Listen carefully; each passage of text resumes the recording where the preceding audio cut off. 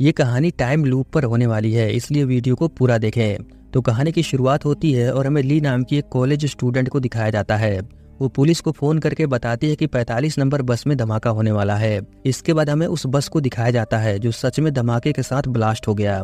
ऐसा होते ही ली एक झटके के साथ उसी बस में जागती है। इसके बगल में बैठा लड़का जिसका नाम सैम है, वो इसको पसीना पोंछने के लिए टिश्यू देता है, मगर ये तो उस पर ही बदतमीजी का इल्जाम लगाने लगती है। सैम कहता है ये लड़की झूठ बोल रही है, मैंने ऐसा कुछ नहीं किया। बस में मौजूद सभी लोग सैम को ही गलत समझ रहे थे। ली बस ड्राइवर को पुलिस स्टेशन चलने को कहती है, लेकिन सभी को ये बात इतनी भी ज्यादा बड़ी नहीं लगती कि वो लोग तुरंत पुलिस के पास जाए, इसलिए वो अगला स्टॉप आने तक वेट करे। मगर ली नहीं मानती, इसलिए ड्राइवर इसको बीच रास्ते में ही उतार देता है। वो सैम को भी जबरदस्ती अपने साथ कर लेती है। बस से उतरने के बाद ली ने राहत की सांस लिया, वो थोड़ा मुस्कुरा भी रही थी। सैम पूछता है आखिर तुमने ऐसा क्यों किया। वो बताती है कि मैं तुम्हें नहीं समझा सकती, और हाँ अब पुलिस के पास जाने की कोई जरूरत नहीं, मैंने तुम्हें माफ कर दिया, तुम भी मुझे माफ कर देना ये सब करने के लिए। सैम इसको पागल बेवकूफ कहकर टैक्सी से जाने लगा। ली पैदल चलते हुए अपनी मॉम को फोन कर रही थी, तभी इसे जोरदार धमाके की आवाज सुनाई दिया। वो जैसे ही पलट कर देखती है तभी एक स्कूटर वाला टक्कर मार देता है, जिससे वो रोड पर ही गिर गई। इसे तुरंत हॉस्पिटल लाया गया। यहाँ पर वो सैम को देखती है जो ब्लास्ट में घायल हो चुका है, यानी वो टैक्सी में बस के आसपास ही था। दूसरी तरफ हादसे वाली जगह को दिखाया जाता है। धमाके में बस के साथ साथ और भी बहुत सारी गाड़ियां बुरी तरह से जल चुकी हैं। बस में मौजूद और आसपास के सभी लोग मर चुके हैं, सिर्फ सैम जिंदा है जो हॉस्पिटल में आखिरी सांसें ले रहा है। इस केस की तहकीकात पुलिस ऑफिसर कैप्टन जैंग कर रहे हैं। जैंग आगे चलकर आपको बहुत पसंद आएगा, खासकर पुलिस के प्रति जो हमारा नजरिया है वो बिल्कुल बदल जाएगा। खैर इसका साथी माइक बताता है कि बस में टोटल 10 लोग थे, लेकिन इन्हें सिर्फ 8 की बॉडी मिली है। सीसीटीवी में देखने पर इन्हें सैम और ली के बारे में पता चला। पूछताछ के लिए वो ली को ढूंढते हुए हॉस्पिटल पहुंचे, मगर ली को तो कुछ भी सही से याद नहीं आ रहा था। तब जैंग इसे वो वीडियो दिखाता है, जिसके बाद उसे सब याद आ गया। वो पहले तो इन्हें वही स्टोरी बताती है जो आज इसके साथ हुआ, लेकिन जैंग को इस पर थोड़ा शक होता है। जैंग बहुत प्यार से कहता है कि देखो डरने की कोई जरूरत नहीं, मैं पिछले 20 सालों से पुलिस में हूँ, मैंने ऐसे ऐसे केस देखे हैं जो नॉर्मल लोग सोच भी नहीं सकते। वो ली को पानी पीने को देता है। यहाँ पर हम नोटिस कर पाते हैं कि जैंग के दाहिने हाथ में कोई दिक्कत है। ली जैंग को बताती है कि ये सब मेरे लिए एक सपने जैसा है। जैंग रिकॉर्डिंग ऑन करके ध्यान से इसकी बातें सुनने लगता है। ली कहती है कि हमेशा की तरह वो आज भी 45 नंबर बस में चढ़ी।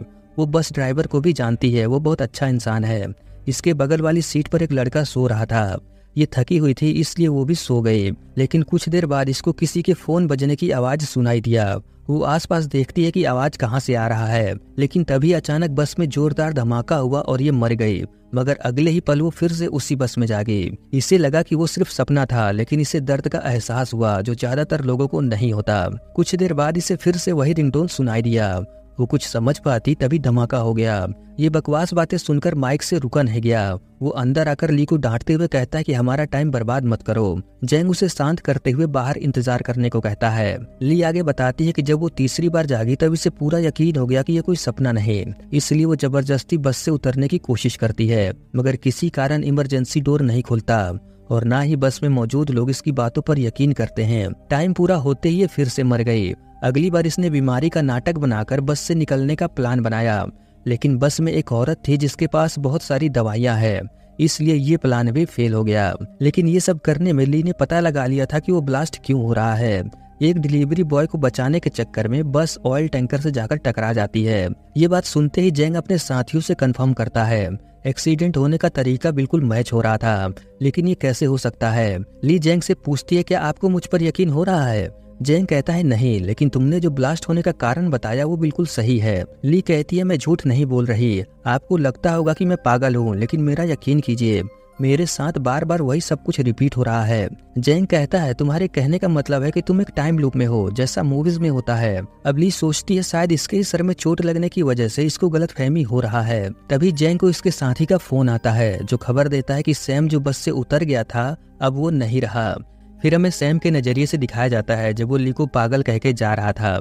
सैम एक गेम डिजाइनर है। टैक्सी में इसके साथी का मैसेज आता है कि वो जल्दी ऑफिस पहुंचे। सैम को बंद जगह में घुटन होती है, इसलिए वो ज्यादातर बस से ही ऑफिस जाता है। थोड़ी दूर आगे जाने पर ये फिर से उसी बस के पास पहुंच गया और देखते ही देखते बस में धमाका हुआ। हॉस्पिटल में मरने के बाद जब वो उसी बस में जागा तब इसको वो सब सपना लग रहा था।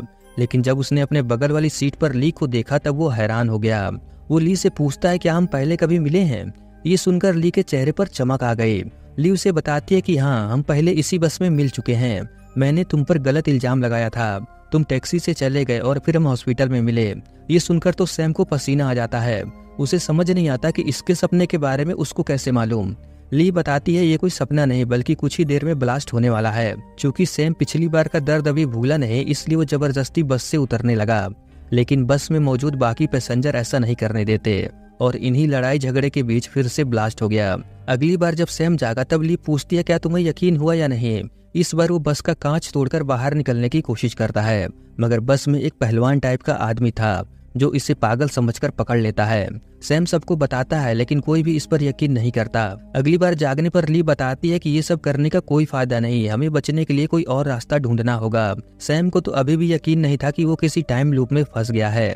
उसे लग रहा था कि किसी ने इन दोनों को हिप्नोटाइज किया है।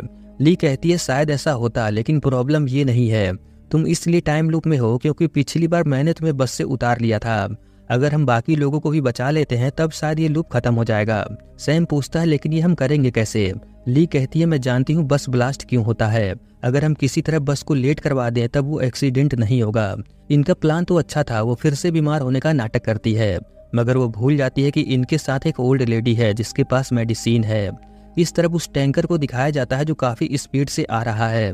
ड्राइवर का जो साथी है वो टिकटॉक देख रहा था, जिसकी आवाज से ड्राइवर को परेशानी होता है। वो उसे मोबाइल बंद करने को बोलता है, लेकिन वो तो इसे चिढ़ाने के लिए आवाज और तेज कर देता है। ली और सैम ड्राइवर के पास ही खड़े थे ताकि वो इस एक्सीडेंट को रोक सके, और इस बार ये लोग किसी तरह ड्राइवर को कुछ सेकंड के लिए देर करवाकर उस भयानक हादसे को होने से रोक देते हैं। इन्हें लगता है कि सब कुछ ठीक हो गया, लेकिन ऐसा नहीं था। ये दोनों खुश थे और अपने अपने बारे में बात करने लगते हैं, लेकिन तभी फिर से वही रिंगटोन की आवाज आती है। ली कुछ कह पाती तभी फिर से धमाका हुआ और सभी मारे गए। अगली बार जब ये दोनों जागते हैं तब भी इन्हें पिछली सारी बातें याद थी, यानी टाइम लूप अभी खत्म नहीं हुआ। ली बताती है कि हो ना हो बस में जरूर कहीं बॉम्ब प्लांट किया गया है और वो रिंगटोन उसी बॉम्ब को ट्रिगर करता है। इसका मतलब अगर किसी तरह ये लोग एक्सीडेंट से बच भी गए तो आगे चलकर बॉम्ब ब्लास्ट में नहीं बचेंगे। ली तुरंत फिर से सैम पर झूठा इल्जाम लगाकर ये दोनों बस से उतर जाते हैं। वो तुरंत पुलिस को फोन करके बस के बारे में बताती है। पुलिस ली से ज्यादा सवाल न करे इसलिए सैम मोबाइल स्विच ऑफ करवा देता है। जैसा कि मैंने पहले ही बताया, इसमें पुलिस वालों का बहुत अच्छा काम दिखाया गया है। वो तुरंत जितना जल्दी हो सके उस बस तक पहुंचने की कोशिश करते हैं और ये दोनों बहुत ऊंची जगह पर जाकर इंतजार करने लगते हैं। इस तरफ जैंग पुलिस स्टेशन में ही था। वो लोग इस बात पर डिस्कस कर रहे थे कि कहीं ये फ्रैंक कॉल तो नहीं, लेकिन तभी सच में ब्लास्ट हो गया। ये देखकर सैम और ली सोचते हैं कि इसका भी कोई फायदा नहीं हुआ, चूंकि अब ये दोनों ब्लास्ट में बच गए और इन्हें कोई नुकसान भी नहीं हुआ। इसका मतलब टाइम लूप भी खत्म हो जाएगा, ऐसा इनका मानना था। इस तरफ जैंग ली की कॉल रिकॉर्डिंग सुनता है जिसमें उसे पता चलता है कि फोन करने वाली लड़की के साथ कोई और भी था। वो हादसे वाली जगह पर अपने साथी को फोन करके ब्लास्ट का कारण पूछता है, जो बताता है कि ये एक्सीडेंट का केस है। जैंग उसे ध्यान से चेक करने को कहता है क्योंकि ली ने उसे फोन पर बॉम्ब ब्लास्ट होने को कहा था। पूरी सच्चाई जानने के लिए इन्हें उन दोनों से पूछताछ करना होगा, क्योंकि अब हर जगह कैमरा लगा है तब वो जल्द ही पकड़े जाएंगे। बस इसी बात को लेकर सैम घबरा रहा था कि वो पुलिस को क्या बताएगा। अगर इसने सच कहा तब कोई भी इस पर यकीन नहीं करेगा, और ली ने तो ऐसा करके देख भी लिया है। ये दोनों बातें कर रहे होते हैं और जैंग अपने साथियों के साथ इन्हें पकड़ने के लिए आ रहा है। ये जानने की कोशिश करते हैं कि आखिर ये दोनों ही टाइम लूप में क्यों फंसे, कागज पर कितने बजे ब्लास्ट होता है और कितने बजे ये जागते हैं। ये सब कुछ लिखकर समझने की कोशिश कर रहे होते हैं कि तभी जैंग यहाँ पहुंच गया। सैम उस कागज को कचरे में डाल देता है। इसके बाद ये लोग पुलिस स्टेशन पहुंचे, जहां इन दोनों को अलग अलग रूम में बैठाकर पूछताछ किया जाने लगा। पुलिस को वो कागज मिल गया था जिससे वो कहीं का नक्शा समझ रहे थे। जैंग ली से पूछता है कि तुम्हें कैसे पता चला कि बस में बॉम्ब है, क्या तुमने कहीं सुना या कुछ देखा या फिर कोई स्मेल आई। ली बताती है ऐसा कुछ नहीं है। जैंग कहता है फिर क्या बात है, अगर तुम्हें किसी तरह पता भी चल गया तब तुमने ड्राइवर या बाकी लोगों को क्यों नहीं बताया, और इस नक्शे का क्या मतलब है। दूसरे रूम में सैम से भी यही सवाल किया जाता है। वो झूठ नहीं बोलता और टाइम लूप के बारे में सब कुछ बता देता है, लेकिन माइक को इसकी बातों पर जरा भी भरोसा नहीं होता। ली जैंग का नाम लेते हुए उनसे पूछती है कि अगर कोई पुलिस को इमरजेंसी में फोन करे तब वो ऐसा क्या कहे कि पुलिस तुरंत एक्शन ले। जेंग बताता है कि ये बहुत मुश्किल होता है, लेकिन जितना हो सके कम से कम बात करो। तभी जेंग सोचता है कि ली को इसका नाम कैसे पता चला, जबकि ना तो उसने बताया और ना ही कोई कार्ड पहना है। अब ली पिछली बार क्या हुआ था सब कुछ इन्हें फिर से बताती है। जेंग को यकीन हो जाए इसलिए वो इन्हें बताती है कि आपके एक हाथ में दिक्कत है और ये कागज कोई नक्शा नहीं बल्कि हम इस लूप को समझने की कोशिश कर रहे थे। हालांकि इस बार भी जेंग यकीन नहीं करता।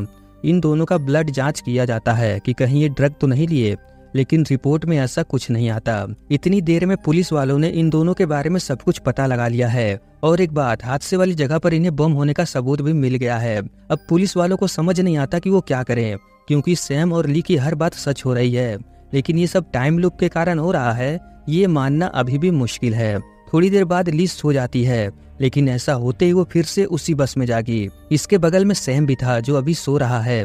वो सबसे पहले टाइम चेक करती है, जिसमें पता चलता है कि ये हर बार कुछ मिनट आगे पीछे चली आ रही है। ये दोनों थोड़ी देर बातचीत नहीं करते क्योंकि इन्होंने हर चीज ट्राई करके देख लिया, मगर ये टाइम लूप खत्म नहीं हुआ और ना ही इन्हें उस बॉम्ब के बारे में पता चला। ली सोचती है कि चलो इस बार वो सबको बता देती है कि बस में बॉम्ब है, लेकिन इसके ऐसा कहते ही ब्लास्ट हो जाता है।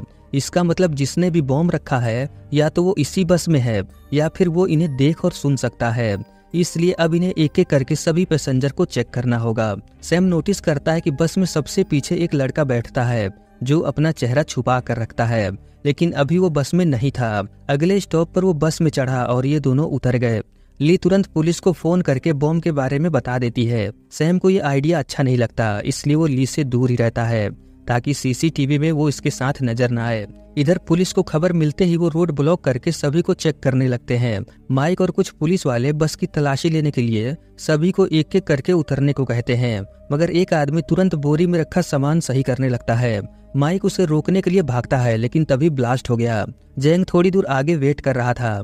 इससे पता चला कि ब्लास्ट में कोई नहीं बचा, इसका साथी माइक भी मारा गया। वो इसके छोटे भाई जैसा था। इस तरफ सैम और ली इस बात पर बहस कर रहे थे कि इन्हें पुलिस को नहीं बताना चाहिए था।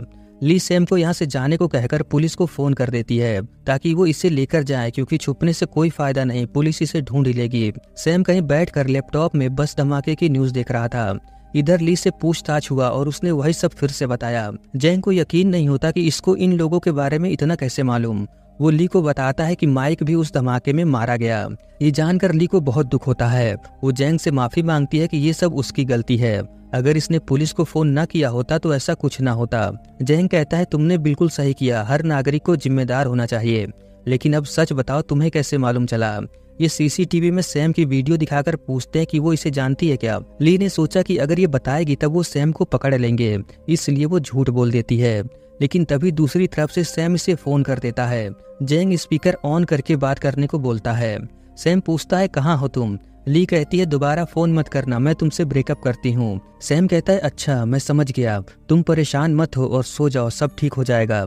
ये सुनकर तो जेंग हैरान हो जाता है, क्योंकि ऐसे कोड में बात तो क्रिमिनल करते हैं। इतना कहकर सैम फोन रख देता है। अब वो जल्दी यहाँ से भागने लगता है, क्योंकि पुलिस इसे पकड़ने के लिए निकल चुकी है। सैम नींद की दवा और ड्रिंक पीकर सोने की कोशिश करता है।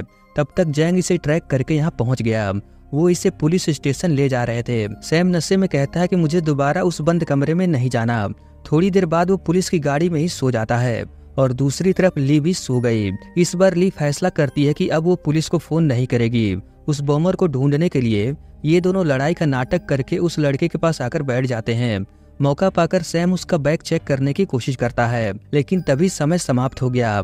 अगली बार ये फोटो खींचने का झूठा इल्जाम लगाकर उसका बैग चेक करते हैं। तभी उसे अस्थमा का अटैक पड़ा। उसकी हालत एकदम मरने जैसी हो गई, मगर फिर भी वो अपना बैग किसी को नहीं दिखा रहा था। तभी उसने बैग में हाथ डाला और धमाका हो गया। इस बार ये दोनों जानते थे कि बॉम्ब किसके बैग में है, इसलिए वो उस लड़के को बस में चढ़ने ही नहीं देते।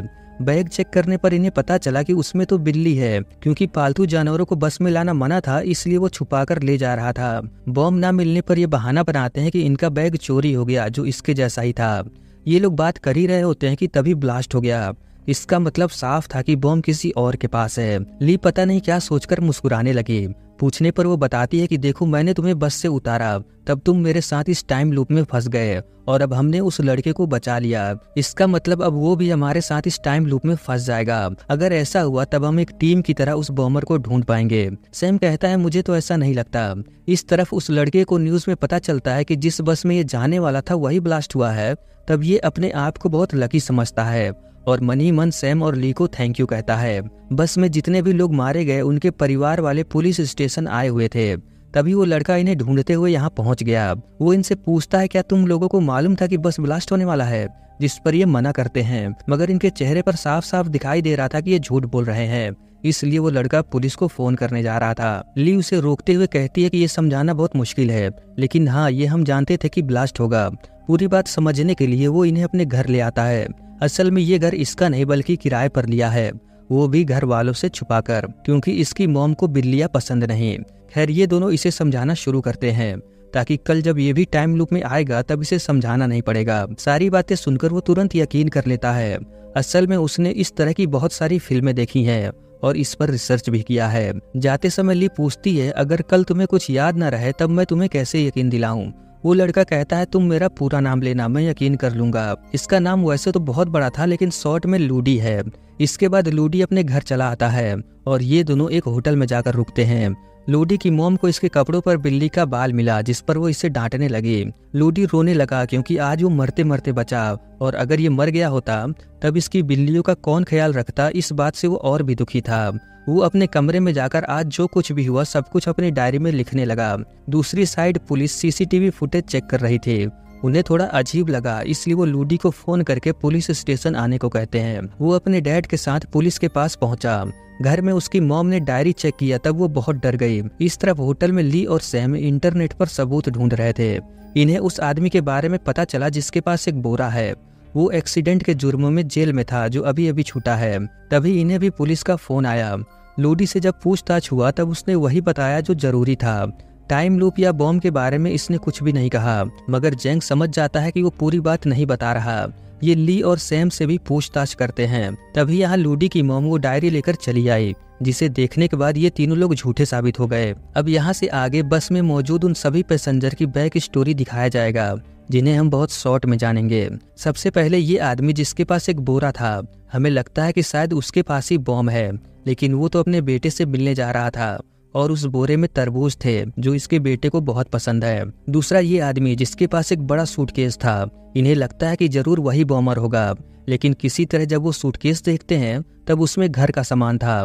असल में इस आदमी के पास इतने भी पैसे नहीं कि वो कमरे का किराया दे सके, इसलिए वो अपने गांव जा रहा था। बाकी वो औरत जिसके पास काफी सारी दवाइयां हैं, उस पर शक करना ही बेकार है क्योंकि उसका बैग बहुत छोटा है। बच्चे दो आदमी, एक पहलवान और दूसरा जो हर जगह की वीडियो रिकॉर्डिंग करता है। जरूर ये कोई ब्लॉगर होगा। अब सिर्फ एक ओल्ड लेडी बची है जिसके पास एक पन्नी है। अगली बार ये उसको ही चेक करने वाले थे, लेकिन इससे पहले मैं आपको बता दूं कि ली को लगा था कि वो लड़का भी इनके साथ टाइम लूप में फंस जाएगा, लेकिन ऐसा नहीं होता। अगले दिन जब वो आता है तब उसे कुछ भी याद नहीं था, लेकिन ये उसका पूरा नाम लेकर हर बार उसकी मदद ले लेते थे। क्योंकि अब सिर्फ इस ओल्ड लेडी का सामान चेक करना बाकी था, तब जैसे ही बस रुकती है सैम वो पन्नी लेकर बस से भागने की कोशिश करता है, लेकिन तभी वो ओल्ड लेडी पन्नी में जो प्रेशर कुकर था उसका लीवर खींच देती है, जिससे धमाका हो गया। इन लोगों ने इतना मेहनत करके हर एक की तलाशी ली और उस बॉम्बर को ढूंढने की कोशिश किया, लेकिन ये कभी सोच भी नहीं सकते थे कि ये सब वो ओल्ड लेडी कर रही है। इसकी क्या कहानी है ये हम आगे जानेंगे। उससे पहले हम देखते हैं कि ली और सैम ने क्या किया। चूंकि अब ये जानते हैं कि बॉम्ब उस ओल्ड लेडी के पास है, इसलिए वो दोनों कोई बहाना बनाकर उसके पास चले आते हैं। मौका देखकर सैम उस प्रेशर कुकर को छीनने की कोशिश करता है, लेकिन तभी वो ओल्ड लेडी जिसका नाम ल्यूडन है, वो चाकू निकालकर सबसे पहले सैम और फिर ली को बहुत बेरहमी से घायल कर देती है। उसके बाद फिर से उसने बॉम्ब ब्लास्ट करके अपने साथ सभी को खत्म कर दिया। ये सब एक्सपीरियंस करके ये दोनों बहुत ज्यादा डर गए। ली तो रोने लगी। इन लोगों ने ल्यूडन को कमजोर समझने की गलती किया। थोड़ी देर बाद इन दोनों ने फिर से कोशिश किया, लेकिन इस बार गलती से सैम के हाथों ल्यूडन का खून हो जाता है और ये सब कुछ बहुत लोगों ने देख लिया है। सैम ली को लेकर यहाँ से जाने लगा। इन लोगों ने सोचा कि अब तो बस आगे जाएगी नहीं और ना ही बॉम्ब फटेगा, मगर तभी बस में मौजूद कोई और उस लीवर को खींच देता है, यानी कोई और भी इसके साथ मिला हुआ है। सैम ने किसी को मार दिया है और ये बॉम्ब ब्लास्ट होने से पहले यहाँ से निकल गए। पुलिस हर जगह इन्हें ढूंढ रही है। छुपने के लिए ये दोनों लूडी के प्राइवेट घर में जाते हैं, लेकिन ली जब सैम के लिए भेष बदलकर दवा लेने आई थी तभी वो जैंग को देख लेती है, जो इन्हें ढूंढते हुए अपने लोगों के साथ यहाँ पहुंच चुका है।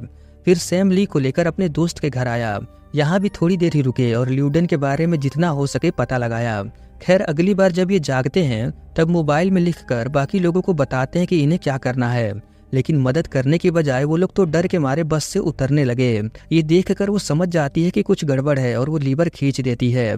अगली बार ये सिर्फ लूडी और इस आदमी को बताते हैं। ली बस ड्राइवर को बहुत धीरे से जाकर बताती है कि जब वो इशारा करे तब बस को रोके। इधर सैम, लूडी और ये आदमी इसको पकड़ लेते हैं। अब वो ब्लास्ट नहीं कर सकती। ली ड्राइवर को बस रोकने को कहती है, मगर ल्यूडन चिल्लाते हुए कहती है कि वो बस न रोके और इन सबको मरने दे, तभी इनका बदला पूरा होगा। ये देखकर ली और सैम समझ जाते हैं कि ये भी इसके साथ मिला हुआ है।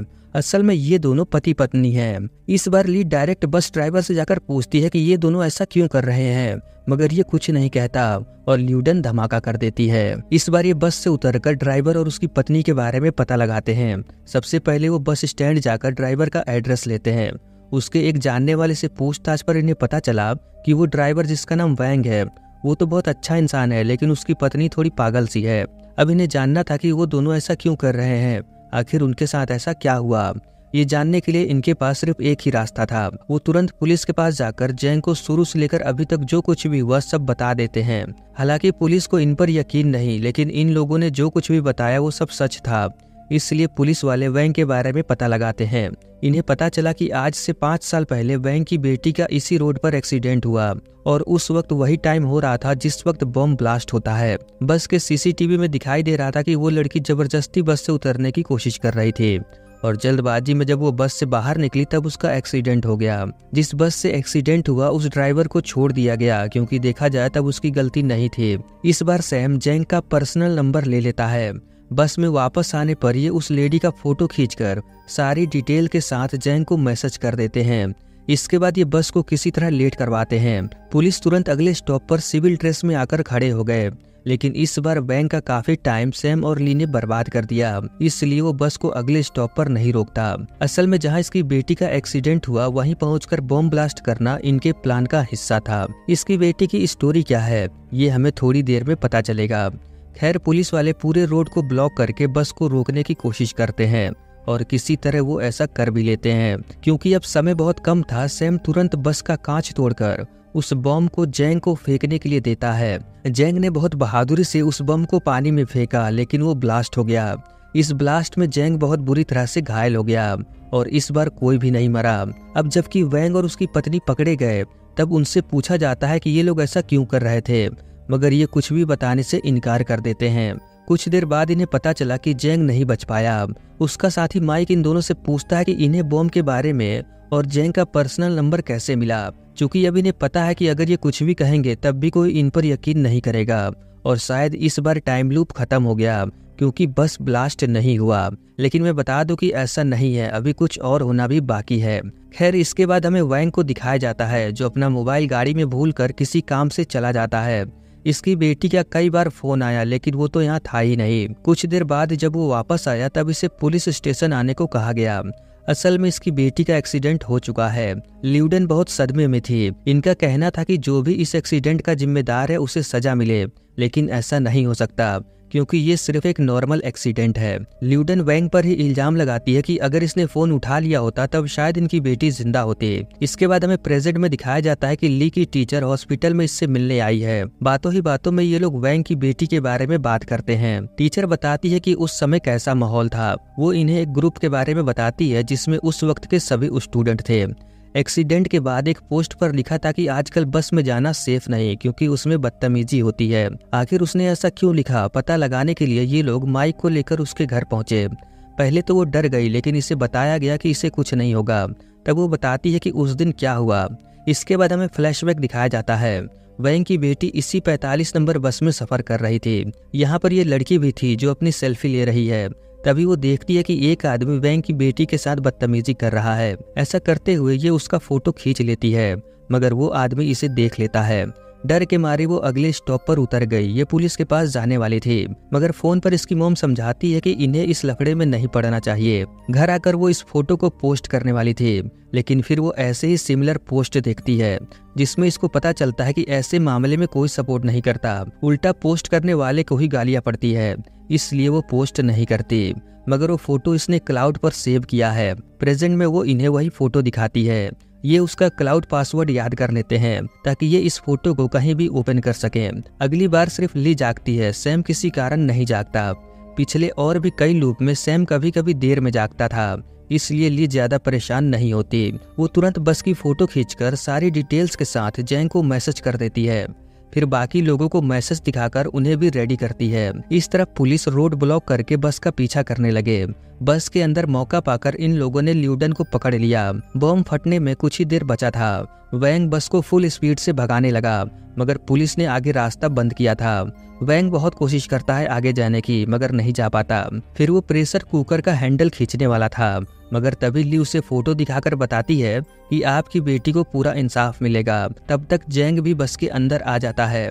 वो भी वैंग से वादा करता है कि वो इसकी बेटी का केस फिर से खुलवाएगा। सैम टाइम देखता है तो बहुत कम समय बचा हुआ था। वैंग और इसकी पत्नी को जो चाहिए था इन्हें मिल गया, इसलिए वो जैंग को बॉम्ब दे देता है। इस बार वो समय रहते हुए बॉम्ब को पानी में फेंक देता है।